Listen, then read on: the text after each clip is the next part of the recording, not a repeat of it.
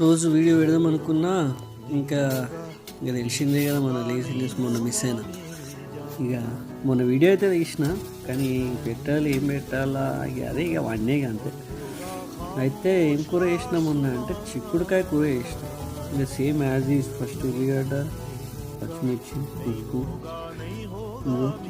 నేనేం చేసిన, చిక్కుడుకాయ కోసం ఒక ఫ్రోజన్ చిక్కుడుకాయ నార్మల్ తీసుకొని తర్వాత ఒక ప్యాకెట్ చిక్కుడుకాయ గింజలు సపరేట్.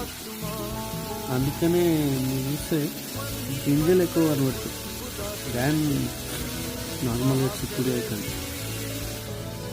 అదో ఆడ మిగిలినవి అన్ని గింజలు. నాకేంటంటే ఆ గింజలు మజా ఇస్తాయి.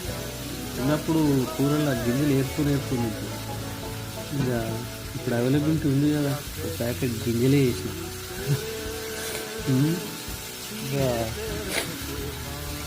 ఇక్కడ సర్దైంది. పక్కన పెడితే ఇక కలపాలి.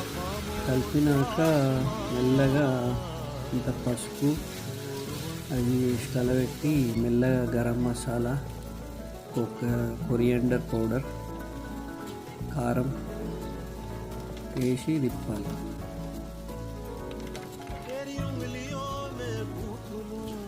మసాలా వేసినాక మసాలా మాడిపోకుండా వాటర్ పోయాలి. ఇంత వాటర్ పోసి మూత పెట్టేసేసేయాలి. ఫస్ట్ ఏం గలబెట్టద్దు.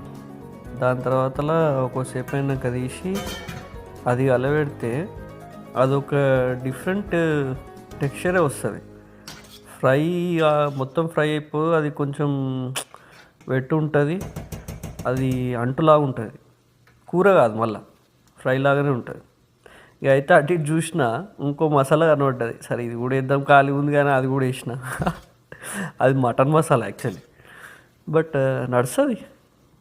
అది మనకి ఏమంటే అంటు కావాలి, టమాటా లేకుండే. సో ఇక అట్లా మేనేజ్ చేసిన.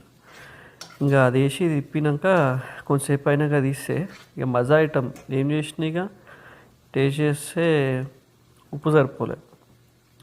ఉప్పు సరిపోకపోతే ఇంత ఉప్పు వేసిన. ఉప్పు వేసి కలబెట్టినాక సెట్ అయింది.